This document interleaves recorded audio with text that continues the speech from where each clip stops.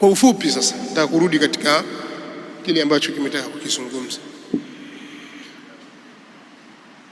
Kuna vitu vinapenyezwa katika mujitamaa wetu, na hususan ni fikra kutoka kwa watu wa magharibi wakiendana na fikra za watu wa miji hii au katika miji mbalimbali, kudumisha mambo ya asili, kudumisha mambo ya asili, kwamba hizi dini hizi wanayokusudia hapo zaidi ni Uislamu, kwa sababu ndio unaopiga vita shirki. Hizi dini hizi ni dini za wakoloni. Ukristo umeletwa na mzungu, Uislamu umeletwa na Mwarabu, lakini sisi wa Afrika tuna dini zetu za asili, na miongoni mwa dini zetu za asili ni sisi kuabudu mizimu na vitu vya kale. Kama kuna misitu mikubwa, miti mikubwa mikubwa, kama ni mibuyu, migandi, mapango, makaburi ya watu wa kale, vitu kama hivi vienziwe, vitu vya asili hivi. Tusiache utamaduni wetu. Na wengine wanaambiwa, wewe endelea na mambo yako ya Uislamu, nenda ukaswali, nenda Maka ukahiji, ikifika Ramadhani funga, lakini ujue una asili, una jambo lako la asili. Usiache matambiko, ukwenda kwenye makaburi ya wazee kule ukachinja, ukaomba, ukafanya hivi, ukafanya vile. Hii ndio asili yako. Na kuna baadhi ya misitu kule Kenya wanaita kaya za Mijikenda, inahifadhiwa, hasa iko chini ya UNESCO. Huruhusiwi kugusa, kukata mti hapo, si wa mkaa wala wa kukata mbao, huruhusiwi. Lakini watu wanakwenda kwa ajili ya kwenda kuabudu ibada zao za kale. Kwa hiyo wanaingiliwa katika wanaletewa ile shirki kupitia mlango wa mambo ya asili, na wao wanakubali. Wana kweli, mimi si Muislamu, lakini haina shida. Kwa hiyo imetokea bwana, mji sasa hivi umekuwa katika hali ya tafrani, hakuna masikizano, wachawi wamekuwa wengi, basi watu waende wakatambike.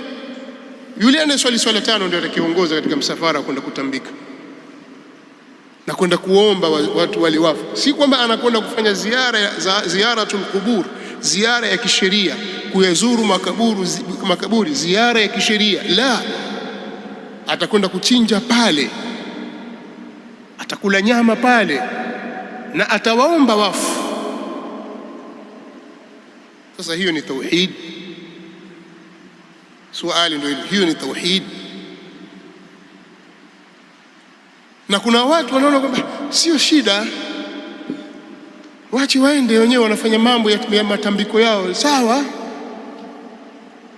Wapo katika watu, bali wengine wanaweza kuwa ni katika watu wanaoitwa ni mashekhe, waalimu, wanayakubali haya, hakuna neno. Sasa wewe uone kwamba hiyo ni hatari, lakini hakuna anayechezea akili za watu zaidi ya shetani. Allah subhanahu wa ta'ala katika al-hadith al-qudsi anasema subhanahu wa ta'ala, inni khalaqtu ibadi kullahum hunafa, hakika mimi nimewaumba waja wangu wote ni wenye kushikamana na tauhid na ni wenye kuachana na mila zote. Ndio maana hanif, al-hanif ni mtu aliyeacha mila zote akashika mila ya tauhid. Hanifan muslima. Ibrahima amesifiwa, inna Ibrahima kana ummatan qanitan lillahi, qanitan lillahi. Hakika Ibrahimu alikuwa ni kiongozi bwana, ni umma mnyenyekevu, hali ya kuwa ni mnyenyekevu kwa Allah subhanahu wa ta'ala. Tena hanifan, ni mwenye kuachana na mila zote. Sasa ili upate Uislamu sahihi wa Mtume sallallahu alaihi wasallam, ni lazima ukubali kuachana na mila zote, ushike na nini? Na tauhid. Ndio maana Allah akasema, wama umiru illa liya'budu Allaha mukhlisina lahu ad-din, malizia hunafa. wa yuqimu as-salata wa yu'tu az-zakata wa dhalika dinul qayyim. Hawakuamrishwa watu isipokuwa wamwabudu Allah hali ya kuwa ni wenye kumtakasia, kumsafishia yeye dini iwe safi. Alafu akasema hali ya kuachana na mila zote na kushikamana na mila ya Uislamu, mila ya Mtume Muhammad sallallahu alaihi wasallam peke yake, na wasimamishe swala kisha watoe zaka. Hiyo ndiyo dini iliyo ya sawa. Lakini kinyume cha hivyo, vyovyote vitakapochanganywa, Uislamu wautaka na mila waitaka, Uislamu unakaa pembeni, utabaki Uislamu jina tu.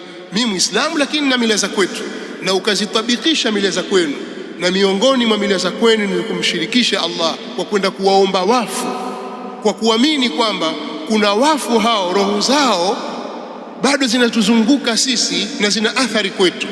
Tusipowafanyia jambo fulani, basi watatudhuru sisi. Kuna watu ndani ya Uislamu wanafunga Ramadhani lakini wanaamini hivyo, na wanakwenda kutambika katika makaburi ya watu wa kale. Sizungumzii suala la kuzuru kaburi, kwa sababu Mtume sallallahu alaihi wasallam ametufundisha tuyazuru makaburi kwa sababu kuu hizi mbili. Sababu ya kwanza, kwa sababu makaburi yanatukumbusha sisi akhira, na akatufundisha kuwaombea dua. Sio sisi tukawaombe wao, tuwaombee wale. Mnatuelewa? Mnaelewa nachokizungumza? Haya ndio mambo ambayo yamefundishwa katika Uislamu, na akakataza kuyajengea makaburi. Sasa Mtume sallallahu alaihi wa alihi wasallam alisimama sawa sawa kama alivyoeleza shekhe hapa, kwamba alilisimamia sawa sawa jambo hili kwa umadhubuti kabisa, suala la kuhakikisha zile madhahiri zote za ushirikina zinavunjwa. Miongoni mwa hizo ni kutukuzwa makaburi ya watu, na hasa makaburi ya watu wema. Leo hii katika ulimwengu imekuwa sasa kuyaadhimisha na kuyatukuza makaburi ni kwa kujengewa.